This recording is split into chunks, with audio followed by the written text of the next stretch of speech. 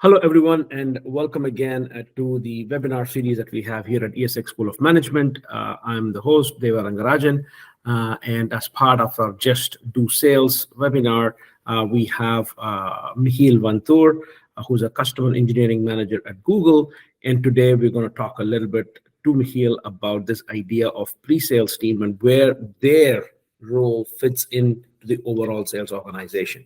So, Michiel, thank you so much for taking the time to talk to me and the people who watch this webinar. Yeah, great. Happy to be here, Deva, and looking forward to the conversation. Absolutely. So Michiel, one of the questions I want to begin with, right? People talk about pre-sales all the time, right? So what does pre-sales mean according to you? You've been in this job for a long time. So tell us a little bit more about that, please.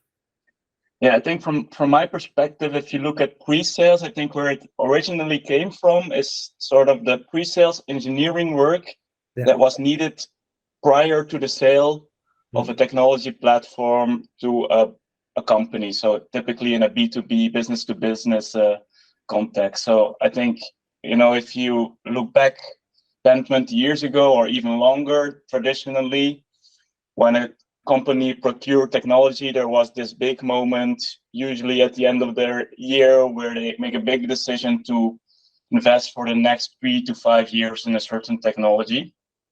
But to come to that decision, there's a lot of technical things that the company has to figure out. What do they exactly need? How much do they need? How do they see it grow in the coming periods?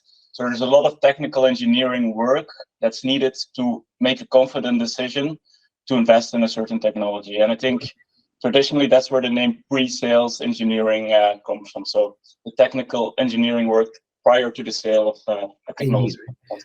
It's very interesting, but there's a title pre-sales in it. But how is it different from the normal sales function that you see in organizations, right? Yeah. So I think, if they say pre-sales, some companies also call it sales engineering. You hear systems engineering, you hear customer engineering, like we call it at Google. So there's a lot of different names, I think, for similar functions. Yeah. I think if you compare to the traditional sales function, so the pre-sales engineering side, they really focus on the technical track of the sales process. So they don't have the end-to-end responsibility, and the main goal of our function in the process is to basically convince the customer from a technical perspective that our technology, the technology that we're selling, is solving their issues. So that entails different activities that I can happily dive in, but I think that's where the core difference is in responsibility. Yeah. And then also in the way that is structured, you see a lot of differences. So typically there are less pre-sales engineers compared to sales reps in a company. Yeah. So that also leads to different decisions and organizational structures if you compare those roles. But do you guys have quotas? You know what I mean? So normally when you think about normal sales functions, they have quotas and they're supposed to be doing that. What kind of quotas would an inside of the pre-sales team have? Yeah, so typically there are typically less pre-sales roles compared to sales roles. So typically they're pooled into teams, and they work together with multiple sales reps on a certain, I would say, book of business or certain part of the business they're focusing on. So that's why, from a incentive perspective, usually they have an incentive spread out across multiple, a wider bonus structure, I would say. So not like a small set of customers, but typically a larger book of business. So that's a key difference, I think. So there's more spread out, I would say, the incentive. And typically also, if you look at sort of the base salary versus bonus component, there's less leverage for engineering roles. And there's more of that in the real sales function. So now, from your experience of talking to other pre-sales, because I'm sure that you work at Google, but you're also talking to a lot of people from other companies as well. Do you actually feel that pre-sales and all that kind of stuff is, again, the kind of variable pay, because you are significantly important for deals to land, right? Do you think that there should be more of a variable component as well to the work that you do? Because you are the foundation on which big deals are made. So I'm just curious about what the feeling is, not within you, but within from you talking to other people Yeah, in the same it function. depends. From my experience, it really depends also on the person and also on the how the role is set up. So typically, when you look at pre-sales, there's sort of two ways how you can set up the function. So one is where you really align with the technology. Yeah.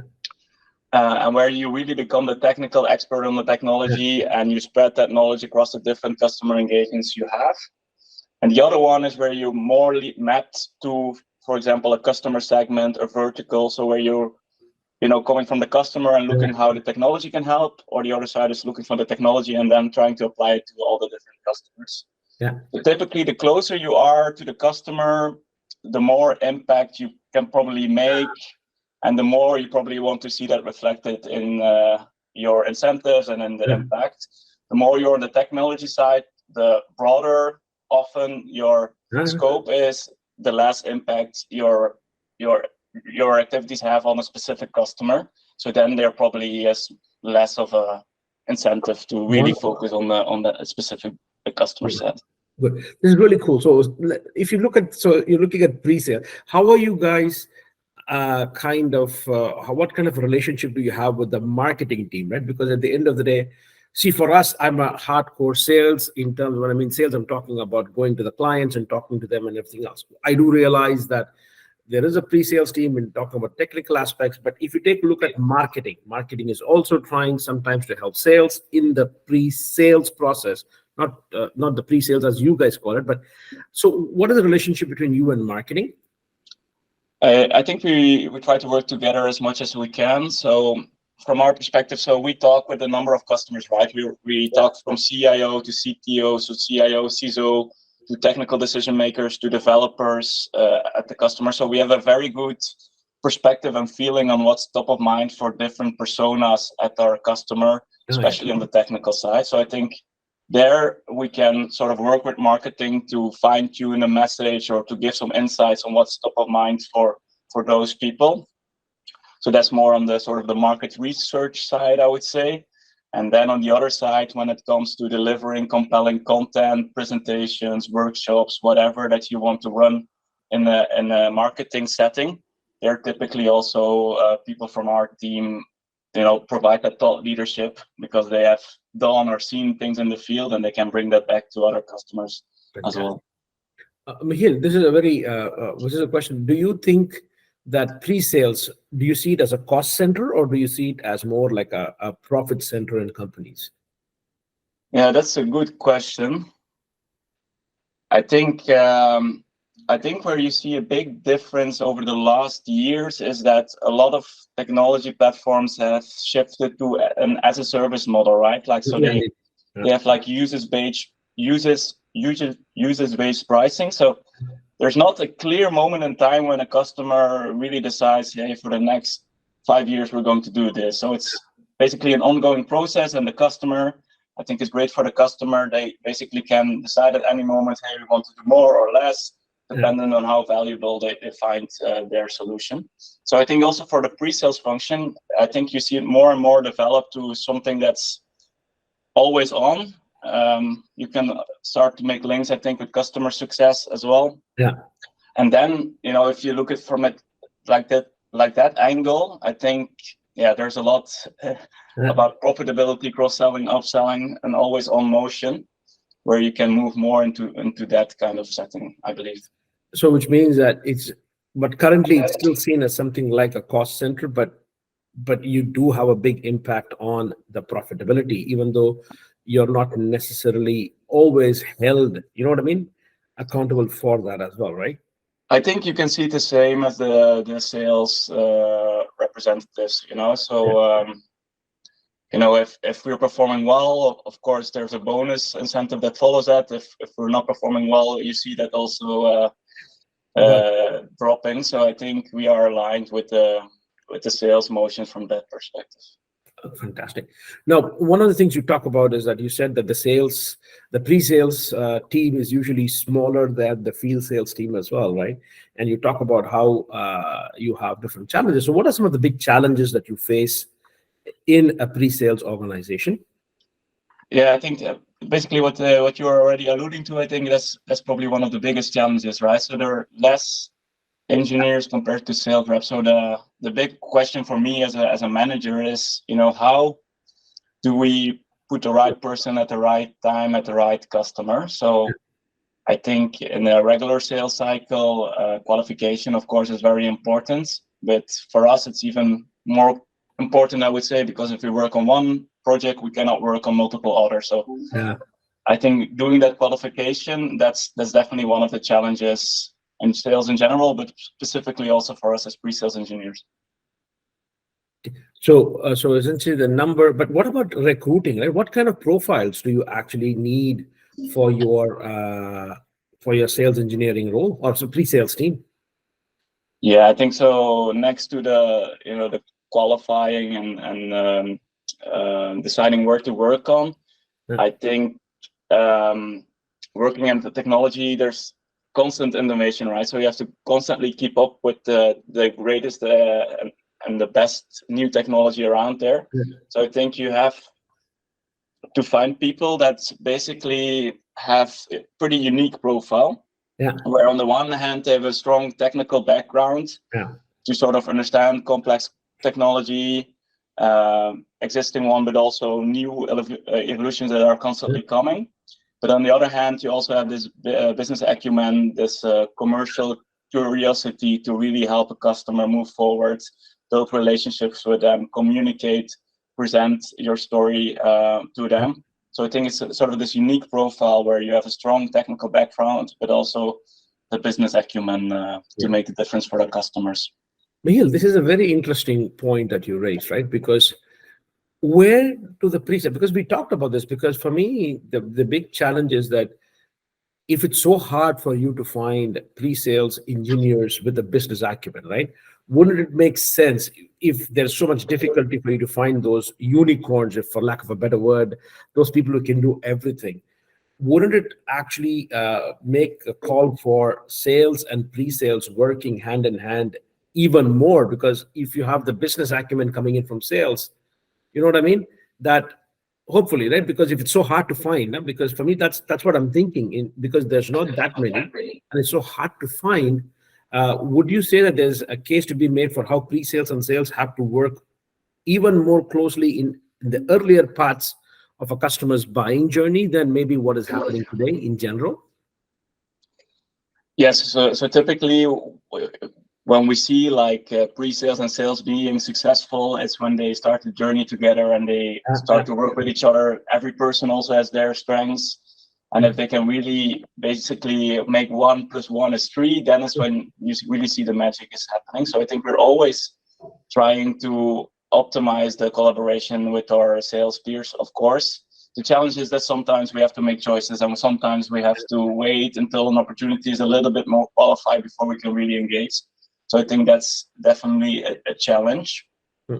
I think from the talent perspective, there are multiple angles that we try to pursue, right? So I think internally, you sometimes see people from the sales side with a lot of technical background that want to spend more time on the engineering side. They might make that jump. But you also see more technical functions, for example, professional services or implementation functions that want to develop or that have that business acumen or curiosity that grow into that role.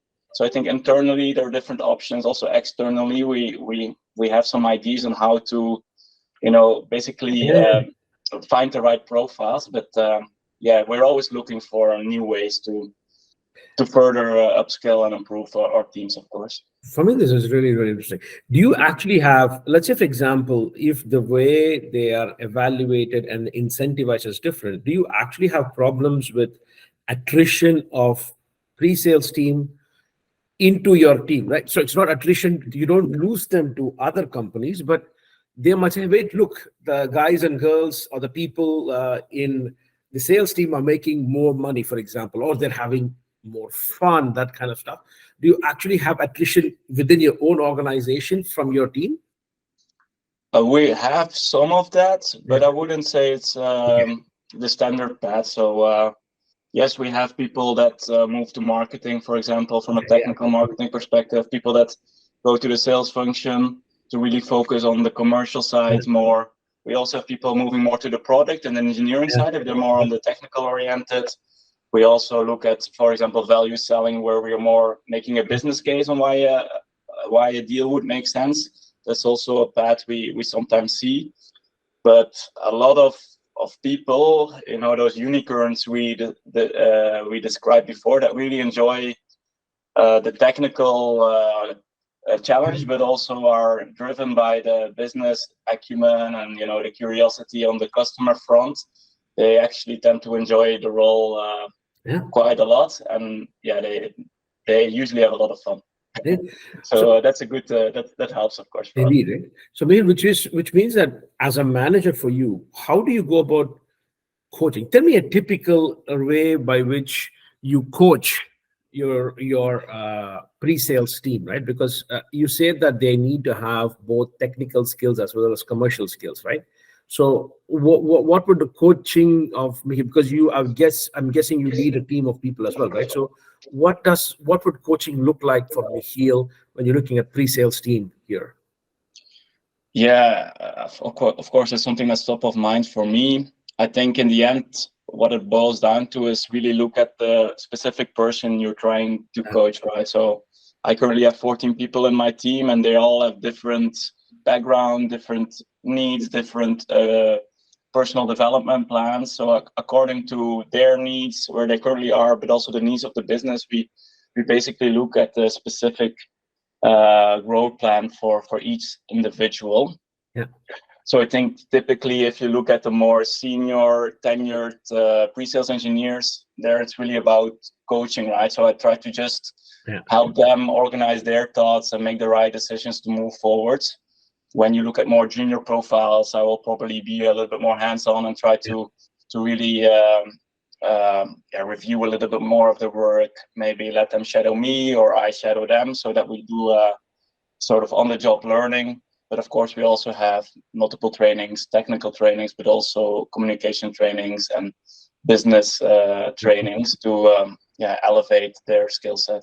No, I was talking also more apart from this, is also saying that, do you also take stock of an individual, saying that, okay, we need, as you said, the idea of a pre-sales engineer is more about having both the technical skill as well as the commercial skills, right? So I'm guessing what you do is that with each individual, you see where they're strong in one or the other, and then start developing a personal development plan or something together. This is pretty much how you do coaching, I'm guessing, right? In terms of how you do this. So now, going back into coaching, one of the things we talk about when we do normal field sales is that, right, they'll say there's coaching that is structured. Say, for example, the first Monday of every week, or maybe first Monday of every month, there's a calendar coaching. That is, it is in the calendar, and the manager coaches them no matter what, right?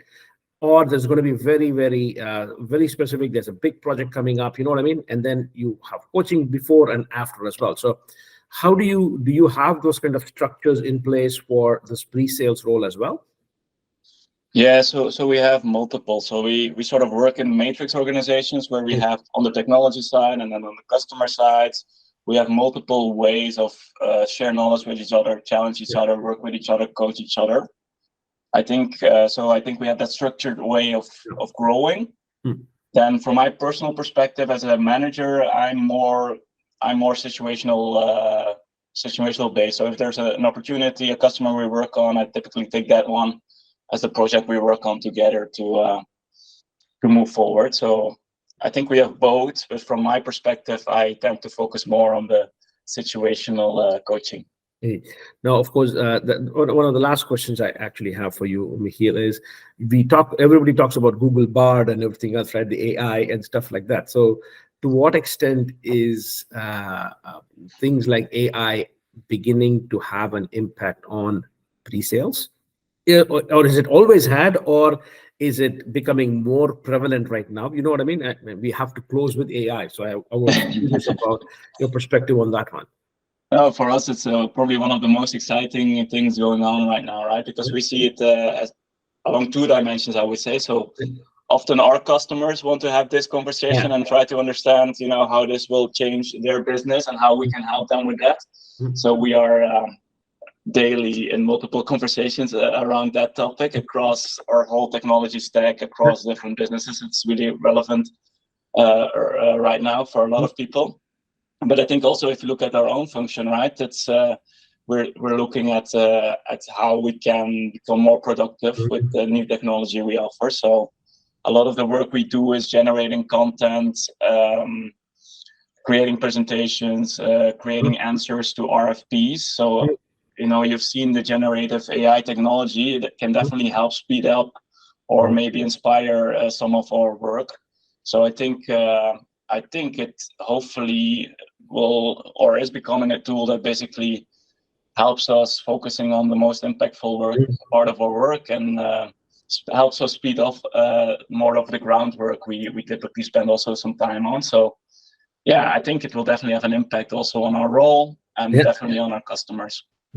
Actually, that brings me, one of the things we're doing is we're doing some research on AI and stuff like that. And in order for us to understand the true impact of AI on the sales activities, we are not looking at pre-sales, or I guess we should moving forward in terms of research, but we take a look at, for us to understand how AI can have an impact on sales activities, we first of all have to log all the activities, right? You have to benchmark and then say where it's going to change.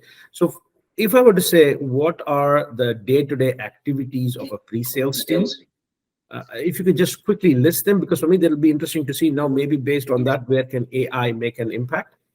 Yeah, I think it really depends on the specific customer scenario. But I think if I would have to break it down, I think the first part is really understand what are the actual needs of a customer, right? Because sometimes a customer wants something, sometimes there are multiple stakeholders at the customer. So there's a lot of technical discovery work that has to be done. It usually happens in conversations, but also maybe through forms or through assessments to understand where a company is, where they want to go to. So I think that's an area. So, really having a clear understanding of the needs of a customer.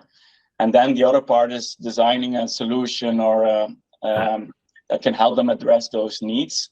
So there it's about running workshops with the customer, filling in RFPs, RFIs, giving presentations, answering technical, sometimes very specific technical questions, sometimes more broad strategic questions. So from that perspective, and then once the technology is chosen, we also want to bring it in production. We want to show the value to the customer. So it's a little bit of project management, making sure that the project is on track, all the activities there.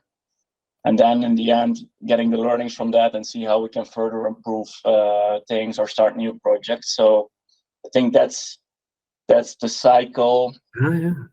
So learning is also always on. So technology so we typically spend 10-15% of our time just trying to keep up with everything that's happening, doing our own hands-on work to, don't lose the technical affinity. We see there as well, also working with our sales peers internally to draft the joint strategy. That's where we spend quite some time as well. Also on conferences, on events, presenting, spreading our message. I think that's, if I try to summarize it, I think AI will come up with a list. Exactly. Like this. But for me, that's what it is, right? The question is, we first of all need to document the activities first to try and see where AI is going to come and what kind of skill sets is going to be needed in the pre-sales team of the future, right? And that's pretty much where my question was. Well, thank you so much for taking the time, Michiel. This is very, very, very interesting, because we always clump pre-sales and sales together, but there's so much differences happening there. And this is the first time I'm actually taking the time to talk to somebody in pre-sales as well. So thank you so much for taking the time. And for all, stay tuned. We might have Michiel for more interesting talks on other topics as well. Thank you very much. Perfect.